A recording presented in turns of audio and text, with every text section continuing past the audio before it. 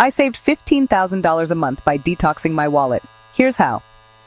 Alright, so let's get right into it because this is something that genuinely changed the entire trajectory of my finances. And I think it could do the same for you. It sounds almost unbelievable, right? $15,000. But when I really broke it down, I realized just how much money was slipping through the cracks on things I didn't even care about. We're talking about those small, seemingly insignificant purchases that add up to a massive amount over time. The daily coffee, the subscription services you forgot you had, the impulse buys online, it's a silent killer for your savings account. So, what did I do? I embarked on what I call a 30-day money cleanse. Think of it like a detox for your finances. For 1 month, I completely reset my spending habits, stripped everything back to the absolute essentials, and got ruthlessly honest with myself about where every single dollar was going. It wasn't about depriving myself forever, but about hitting the reset button to gain clarity and control. This process forced me to confront my financial reality head-on, and the results were absolutely staggering. It wasn't just about the money I saved, it was about the mindset shift that came with it.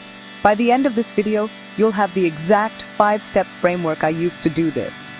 It's not complicated. It doesn't require some fancy finance degree, and you can start literally today. I'm going to walk you through everything, from tracking your spending down to the penny, to automating your savings, so you're paying yourself first without even thinking about it. This isn't just another budgeting video. It's a guide to fundamentally changing your relationship with money.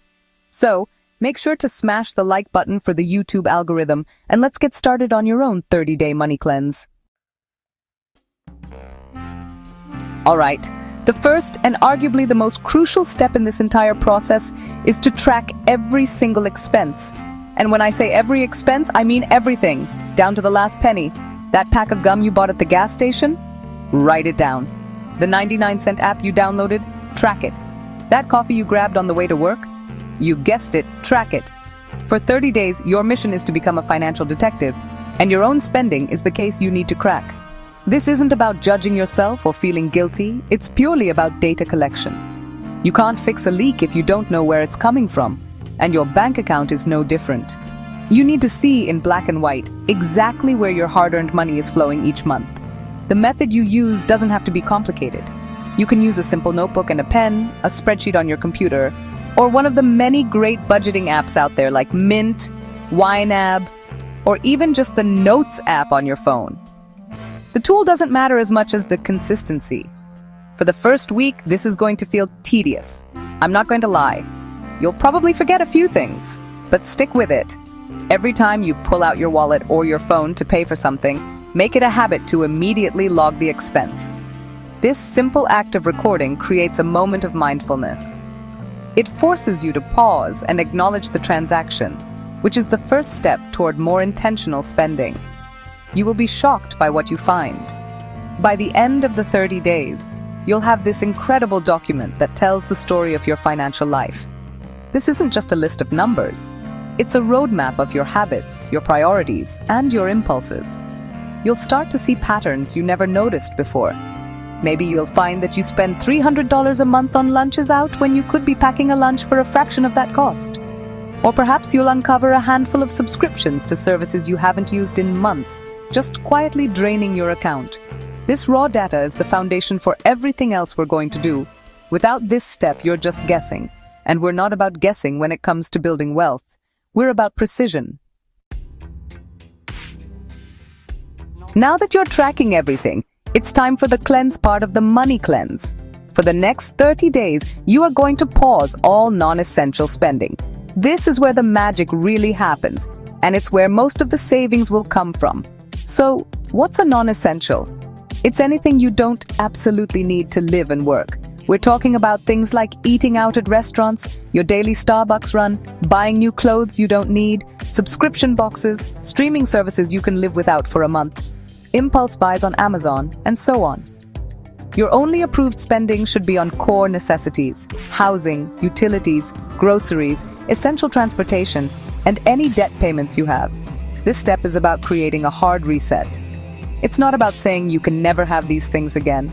It's about proving to yourself that you can live without them for a short period. The goal is to break the cycle of mindless consumption. When you're forced to question every purchase and ask, is this truly essential? You begin to separate your genuine needs from your manufactured wants. It's an incredibly powerful exercise. Go through your bank statements from the previous month and highlight everything that falls into the non-essential category. Then, make a commitment to yourself to cut those things out completely for just 30 days. It will feel uncomfortable at first, but that discomfort is a sign that it's working. Think of it as a financial fast. You're giving your wallet a break from the constant demands of consumer culture. Instead of going out for dinner, you'll cook at home. Instead of buying a new video game, you'll play one you already own or read a book from the library. This isn't just about saving money. It's about reclaiming your time and finding joy in things that don't come with a price tag. You'll be amazed at how much you can save when you eliminate these categories entirely. For me, this was where I found thousands of dollars in potential savings. It was a complete game changer, and it revealed how much of my spending was driven by habit and convenience rather than actual need. Okay, so we've covered tracking your money and cutting non-essentials. But what about those miscellaneous expenses that still pop up? You know, the things that are hard to categorize, like grabbing a snack or a small purchase here and there. For this, we're going to implement step 3, setting a strict weekly cash limit for all discretionary spending. This is a classic technique, often called the cash envelope system. And honestly, it works for a very simple reason. It makes your spending tangible. When you swipe a credit card, you don't feel the financial impact in the same way. It's just an abstract number. But when you have to hand over physical cash, it registers differently in your brain. You feel the loss. Here's how you do it. At the beginning of each week, go to the ATM and withdraw a predetermined amount of cash. This will be your only money for any non-essential discretionary spending for the entire week. Let's say you decide on $50. That $50 has to cover everything from a coffee with a friend to a movie ticket or any other little treat you might want. Once that cash is gone, it's gone. There's no dipping back into your bank account or pulling out the credit card. Your spending for the week is done. This forces you to be incredibly deliberate with your money. You'll start to ask yourself, is this purchase really worth a fifth of my entire weekly budget? This simple system creates a powerful psychological barrier against overspending. It removes the temptation of the seemingly limitless credit card and replaces it with a finite, visible resource. If you don't like carrying cash, you can replicate this by using a separate debit card on a dedicated checking account. You would just transfer your weekly allowance into that account and use that card exclusively. The principle is the same. You have a hard cap on your spending.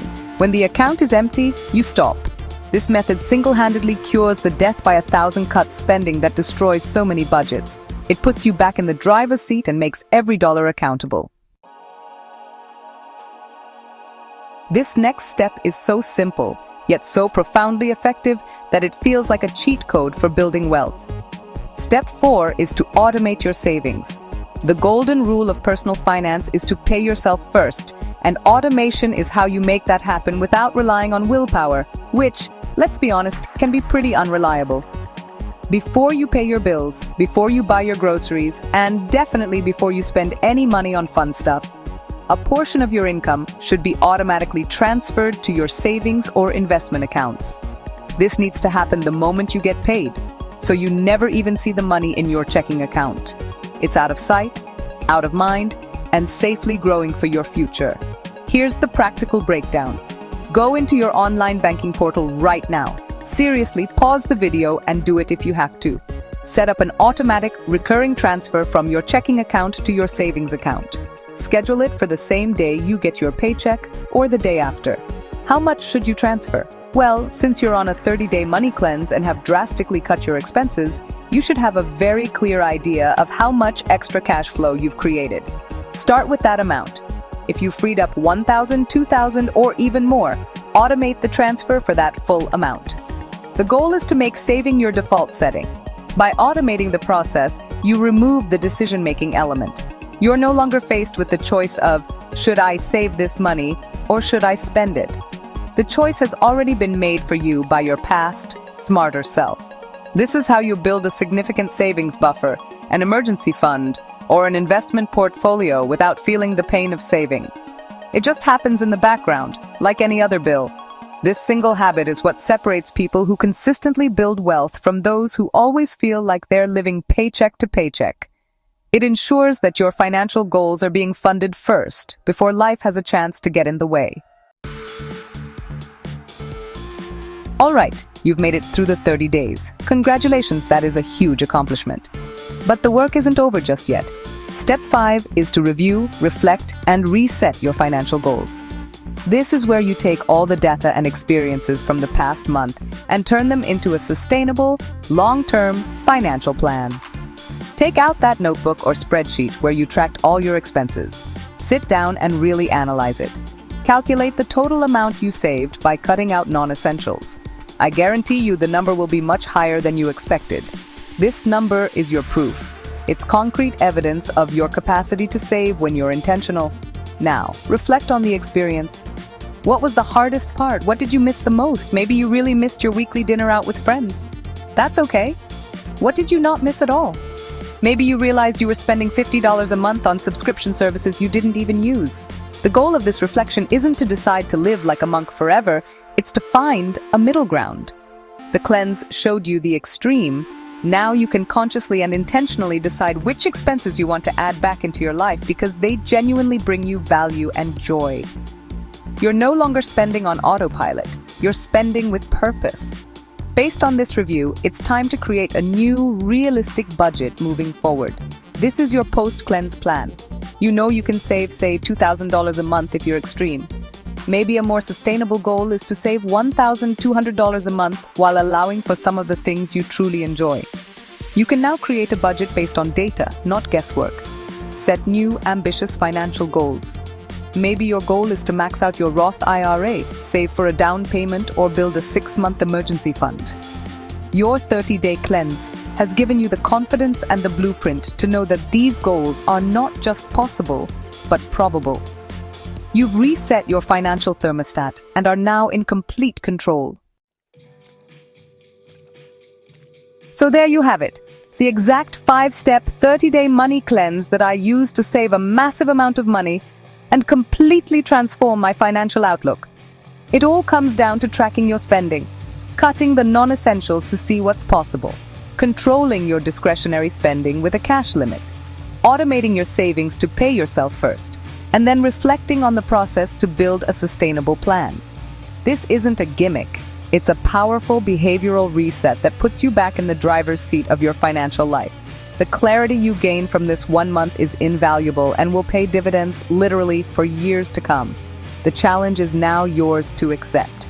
I genuinely encourage every single person watching this to try the 30-day money cleanse. You have nothing to lose and potentially thousands of dollars in savings to gain, not to mention a completely new perspective on your own habits. Document your journey. See how much you can save.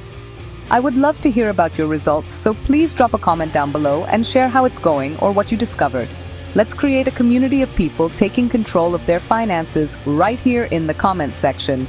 Ready to reset your spending? Start your money cleanse today. Seriously, there's no better time than right now to start building a better financial future. If you got any value out of this video whatsoever, please do me a favor and smash the like button to help this video reach more people. And make sure to subscribe for more content on how to save more, earn more, and build long-term wealth. Thank you so much for watching, and I'll see you in the next video.